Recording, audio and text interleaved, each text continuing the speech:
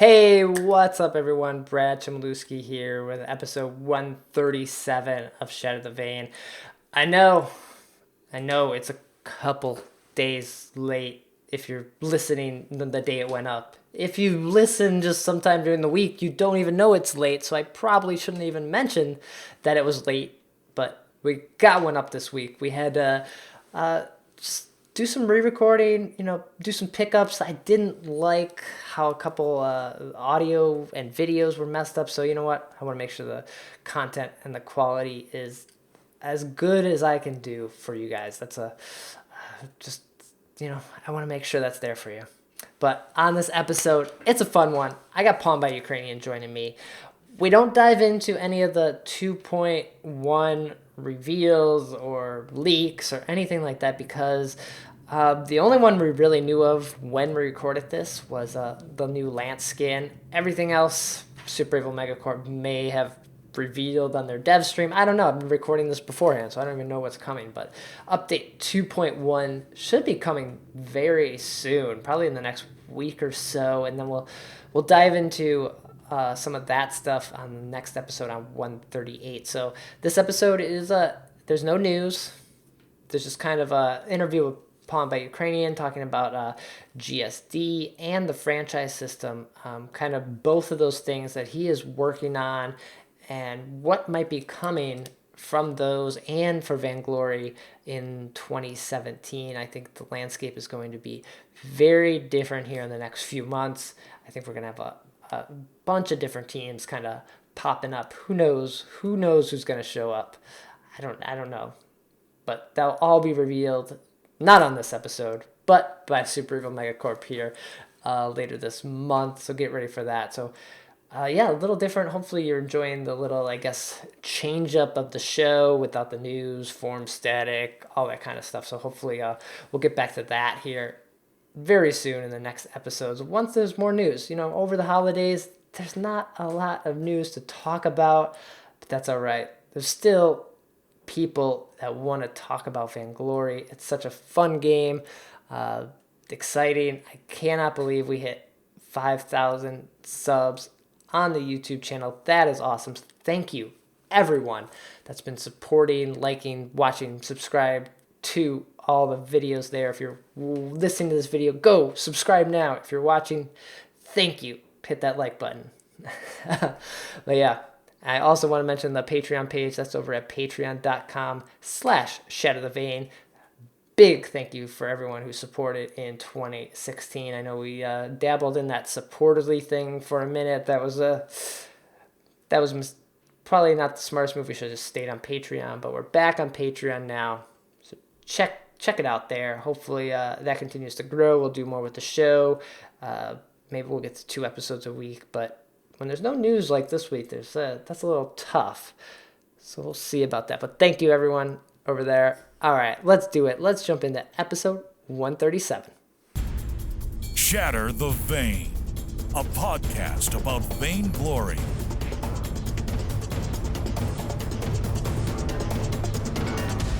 This is the 137th episode of Shatter the Vain. I'm Brad Chmielewski, and this is a podcast all about Vainglory. Every week, try to break down the news, gameplay, game tips, and hopefully can all become better players together. And every episode, bringing on new people from the community, people that love the game, support the game, and help it grow. And this week, I have PwntByUkrainian joining me. Thanks for coming on. Hey, thanks, man. Good to be here. So why did you bring me on? Well, you have a lot of projects. You got your hands in many different things. And I think a lot of people know who you are, but I'm sure there's a few new people, maybe listeners to the show, people that just got in the game after maybe Christmas, get an iPad or gift cards or something for Christmas. So if you want to introduce yourself and let them know who you are. Sure. My name is PwntByUkrainian, is my in-game name, and I am a co-founder and co-owner of GankStars. Nice. And got to give you big congrats. You just recently got your green card, so that is super exciting. Yeah, thanks. It's a pretty big deal. I've been in this country for 14 years now, and just now got the right to basically live here without having for somebody and be on some kind of work visa. Yeah, that's awesome. such good news, and it couldn't come at a better time. I feel like it's just like It's almost true. perfect. It is perfect. It's quite a coincidence. Nice. Yeah, so I guess there's multiple things to talk about, and I think the first thing I'd like to dive into would be this GSD. This is a new project or new, I guess, community collective that you've helped organize. That's probably like a good place to start with the biggest thing you have going on at the moment, or maybe not the biggest, at least one of the biggest. Yeah, it's been very busy since Worlds, but I think you're right. I think GSD is probably the biggest thing going on right now. GSD stands for Getting Stuff Done, Okay. and it's a collective that I helped organize, and that at the beginning at least GankStars strongly supports and tries to push it forward. But I think as the time will go on, GSD will become more independent and run by its own board and its own leadership. Because what GSD is about is essentially just exactly what its name says. It's getting stuff done, Okay. and that is the only goal it has. Now, what kind of stuff is getting done? There's a variety of different projects. Some of that there's pretty much all of them are projects that we actually long term will not have any relationship to. As far as GankStars. Yeah, as far as GankStars, right. So, Okay. but what we want to do is it's something I've been wanting to do personally for a long time, and something that GankStars has always been interested in, community projects in general. But earlier it was really hard for me to dedicate myself to that because I had a job itself, which I just got laid off from. So, coincidentally, I got laid off from that and just got my green card at the same time. Actually, on my last day at Intel, I got my green card. So before I had my full-time job, I could only do GankStars in the evening, or anything else related to Vainglory was evenings and weekends. Okay. And I mostly dedicate that to the GankStars competitive, because for us, that's priority number one, making sure we're a competitive team and stay top 3. Mm-hmm.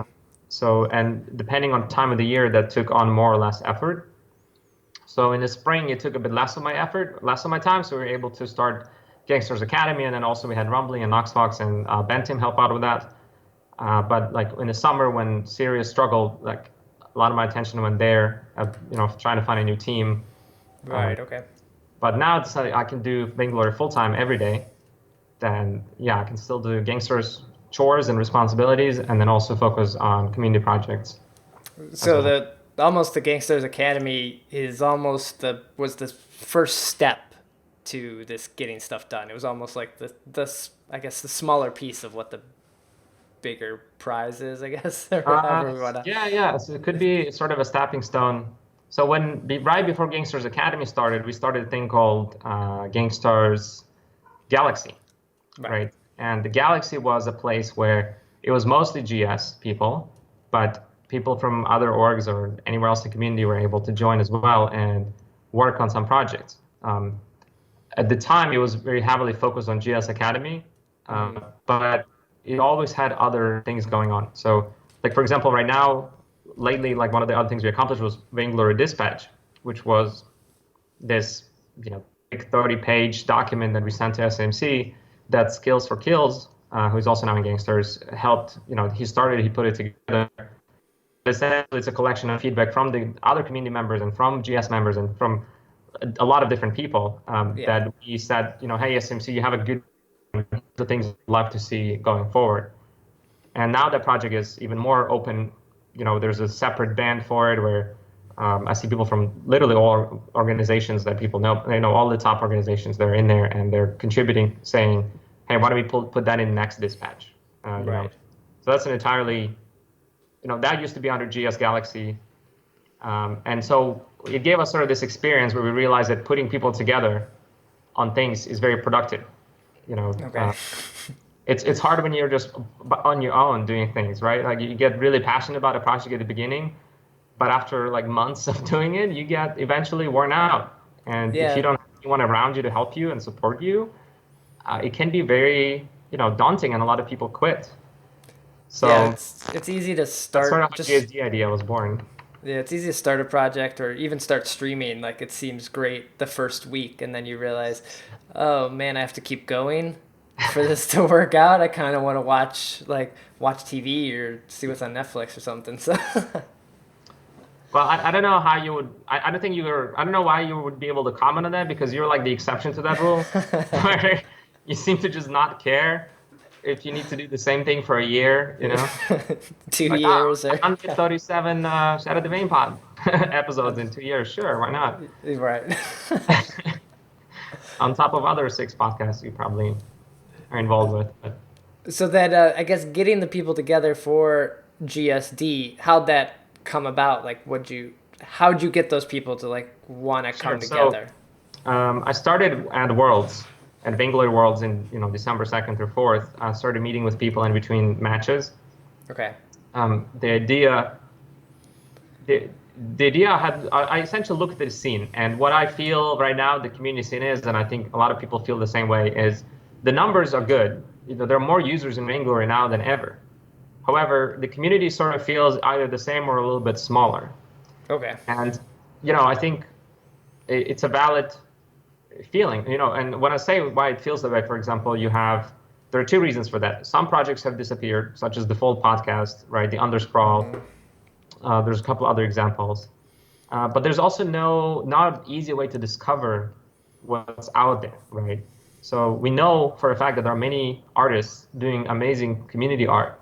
And some of them, Vainglory retweets sometimes on Twitter or Facebook. Some of them other people retweet.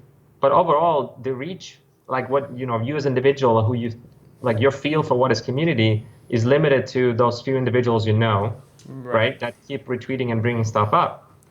So I feel there's no central way to distribute this information and this stuff. And, we can't rely on Vainglory too because they're busy making the actual game and making it better. And they're doing crazy. Like they're releasing an update every month with a lot of changes. So they're putting in a lot of work.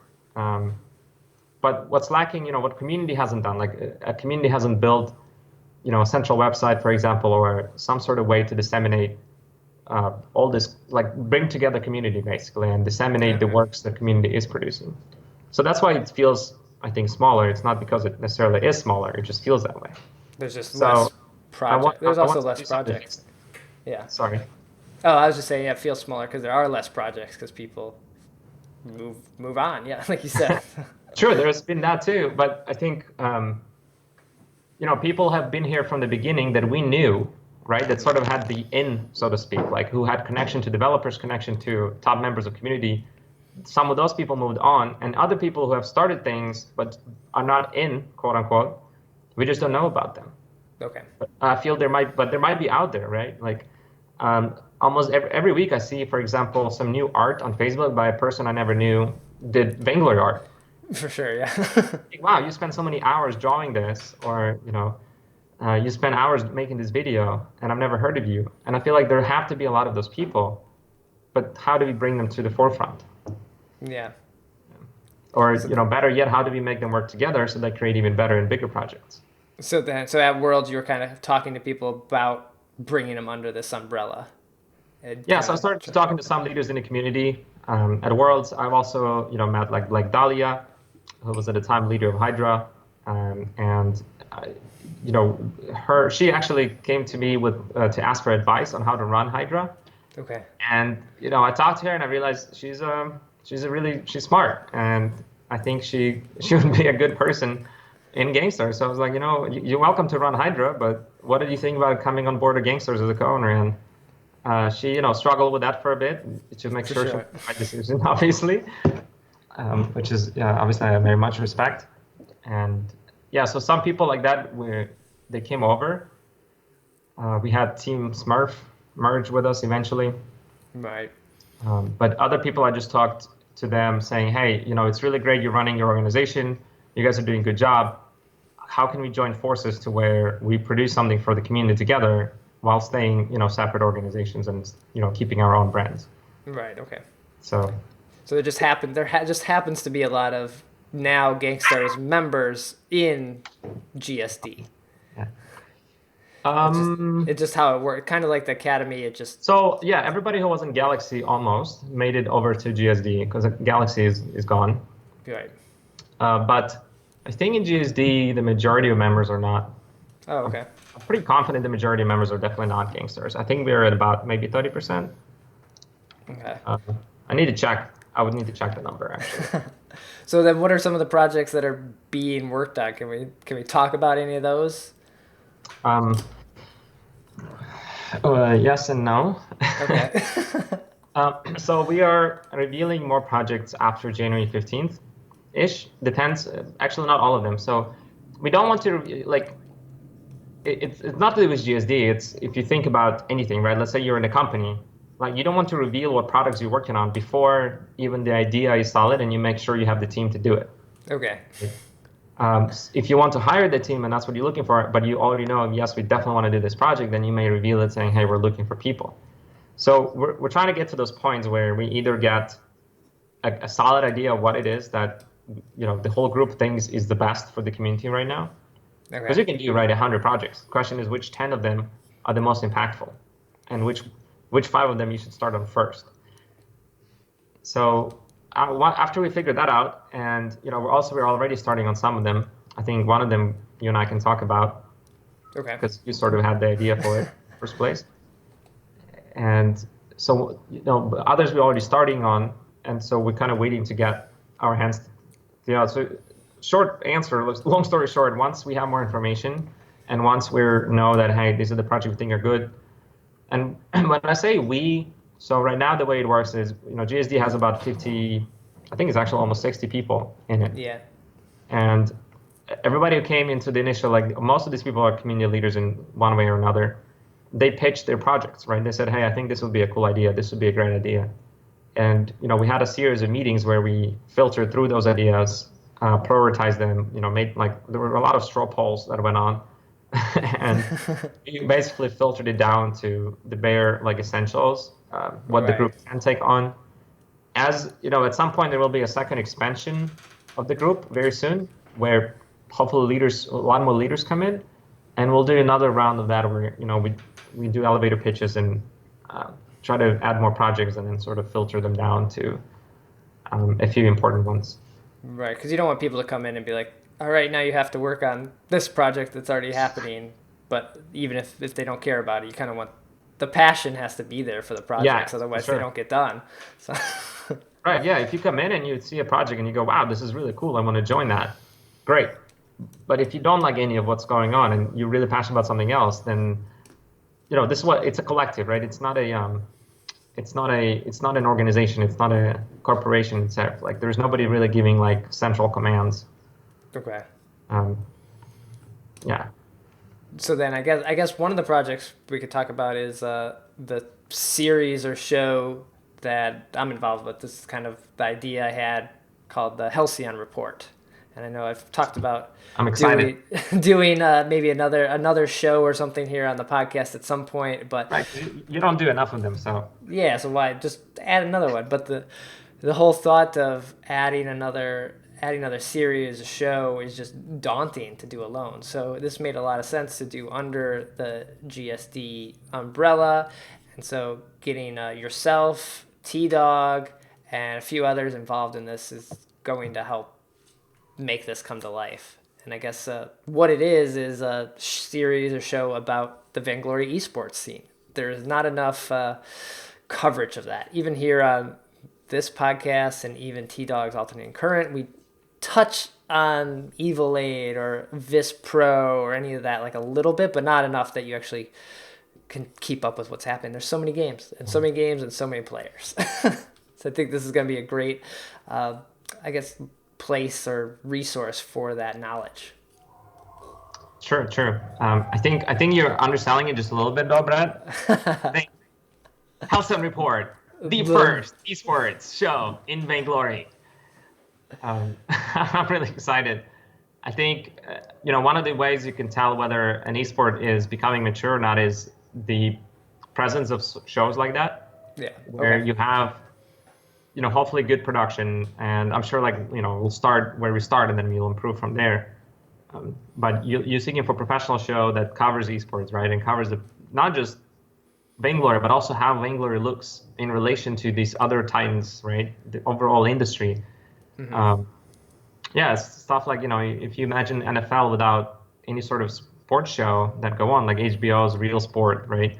Real Sports, etc. You can't imagine NFL without it. Right, League yeah, has all these cool shows. So yeah, I'm very, very excited to have you guys see what you guys do with it and what the group does with it. And we're gonna have some prominent guests on, people that are outside of Vainglory, but within the esports world, and it's gonna be pretty exciting.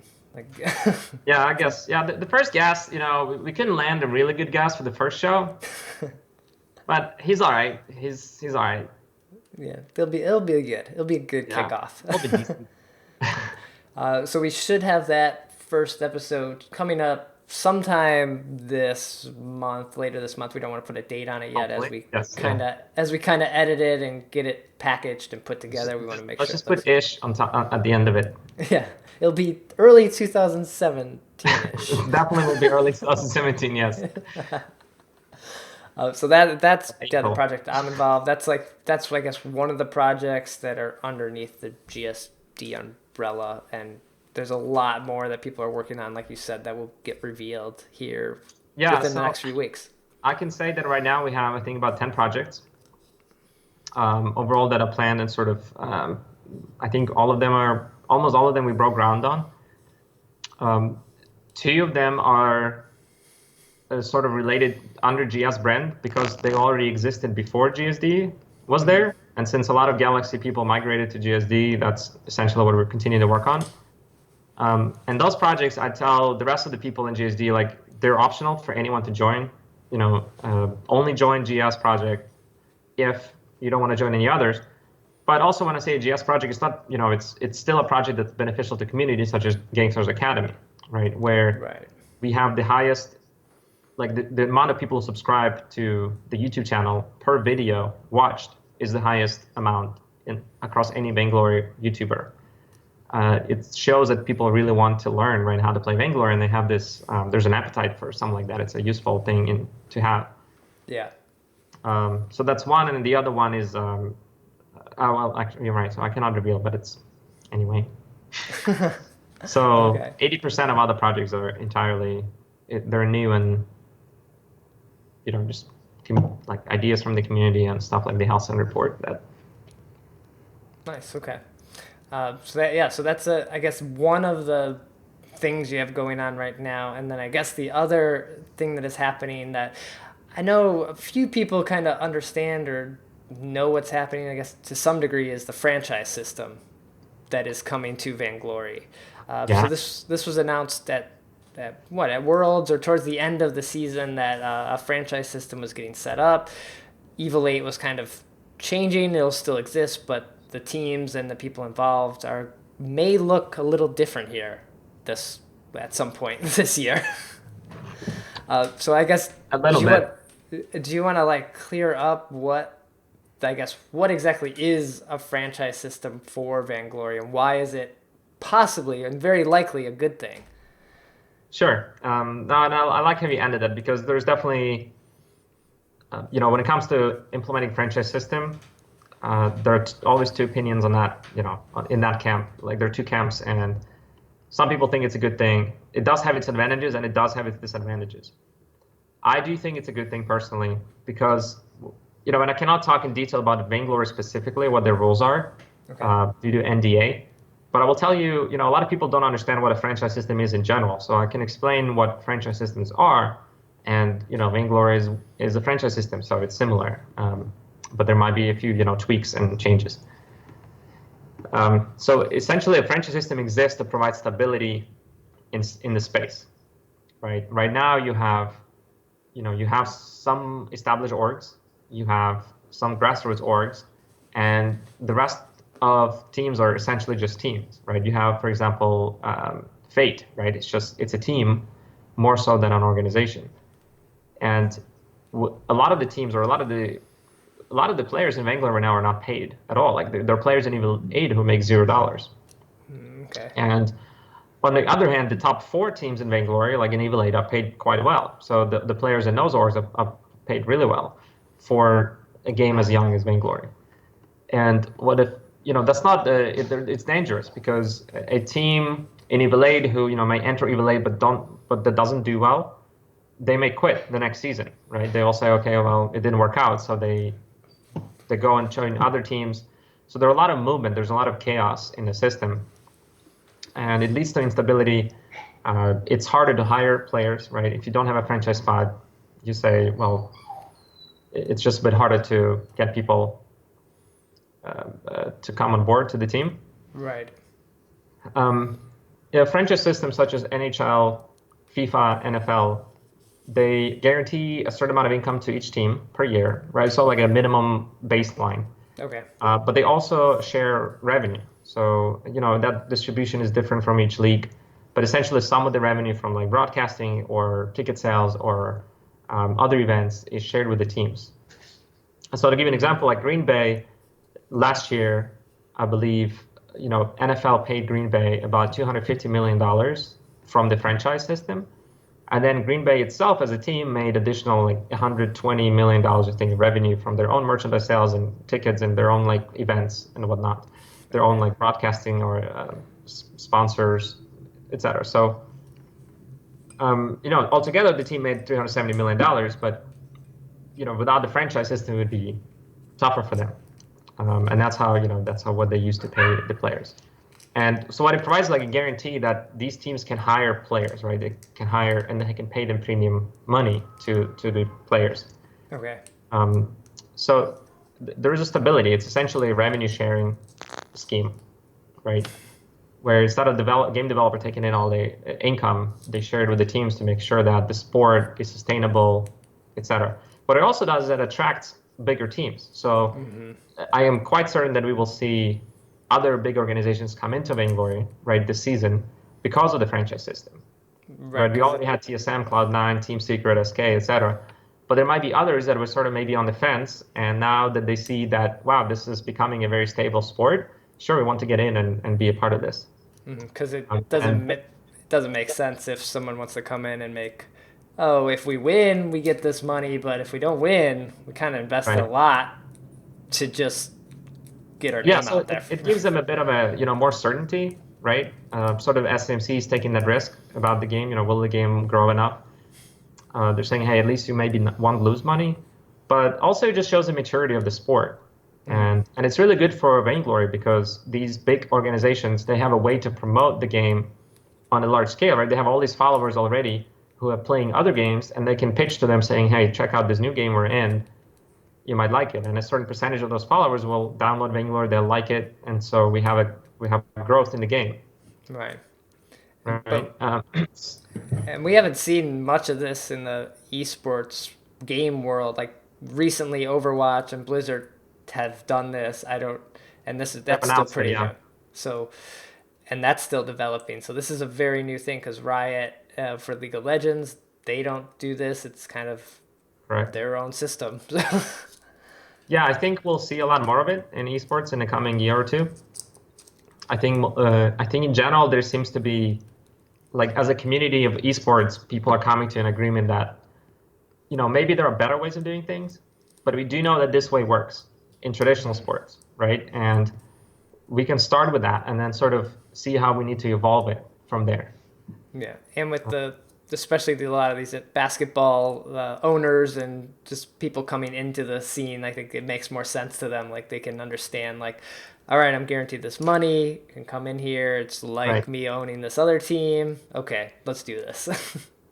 Yeah. If you own Patriots, right, you wouldn't want to think Patriots can drop out of NFL at any time, right? If Patriots doesn't perform one year, they're out of NFL. And sort of that's the thing about Evil 8 is if you don't perform, you're out of Evil 8, and that's it, right?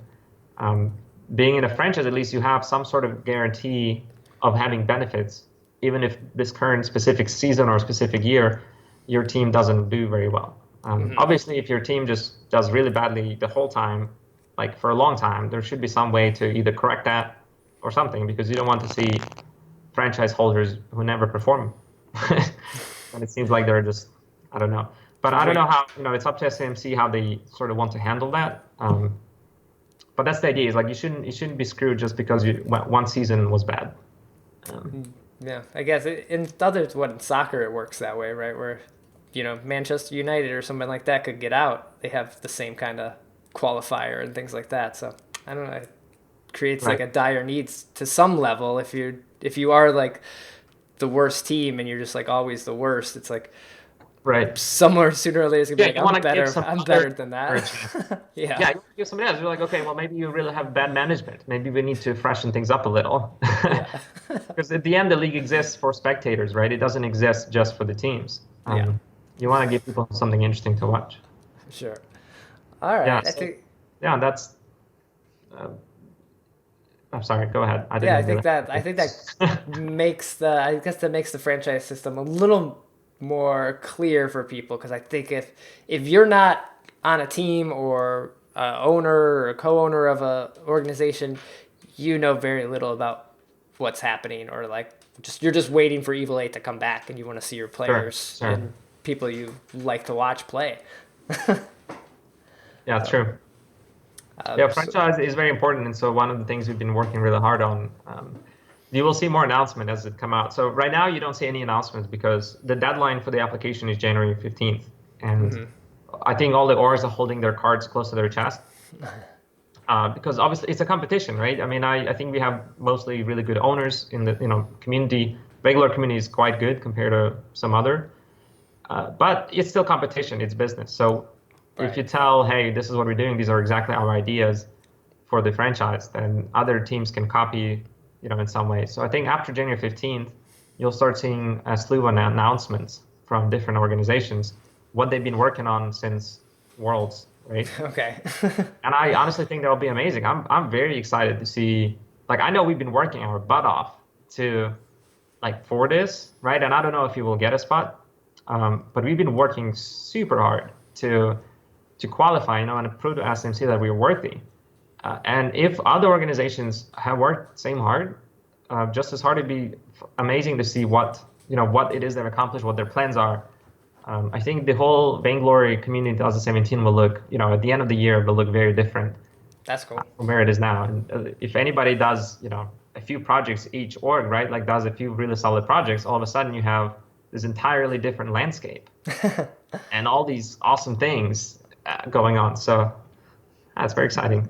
Yeah, well, I think that covers, I guess, the little bit here. We're in between, updates, so there's not a lot of news, but it's nice to kind of, I guess, learn about a little bit what's happening behind the scenes. Sure.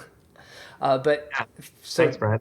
GSD, people can join, and there'll probably be more people joining here later this month and can come on board, like you said, with these other projects. It's not this exclusive club It's welcome. For sure. Yeah, so right now we have people from Team Synergy, Team Beta. I'm just looking at the list on my left here. We have people unaffiliated with any org.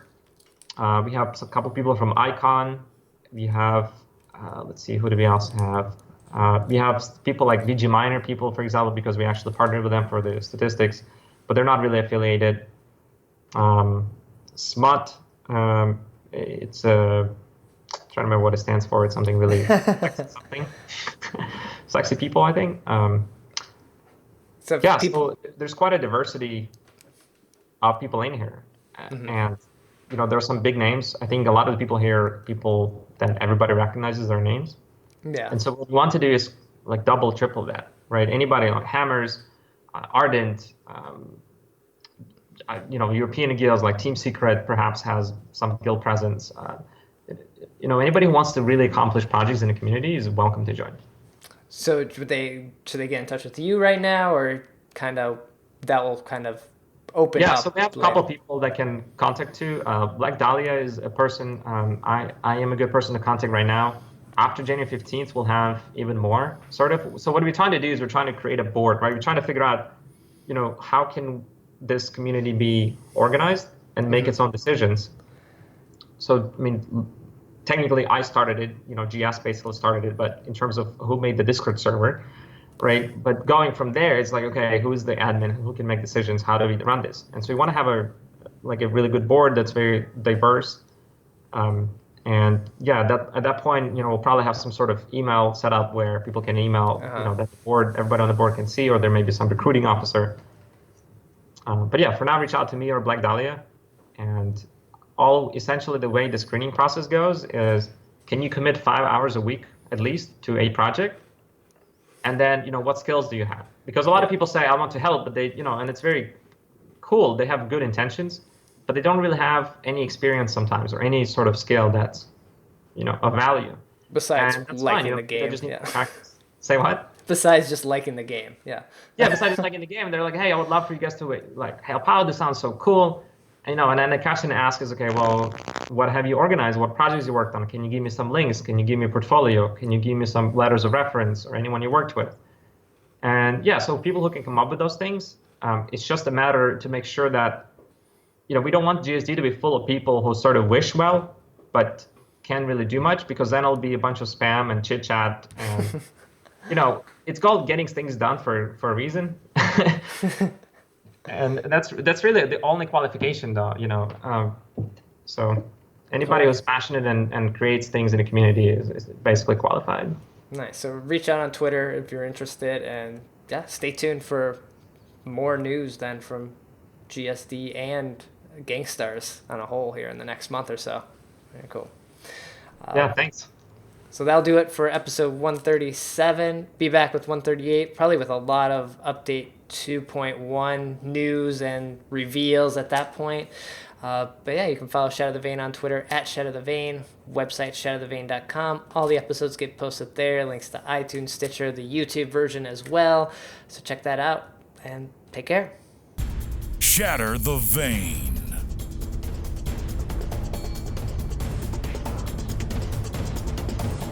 Let's get this over with.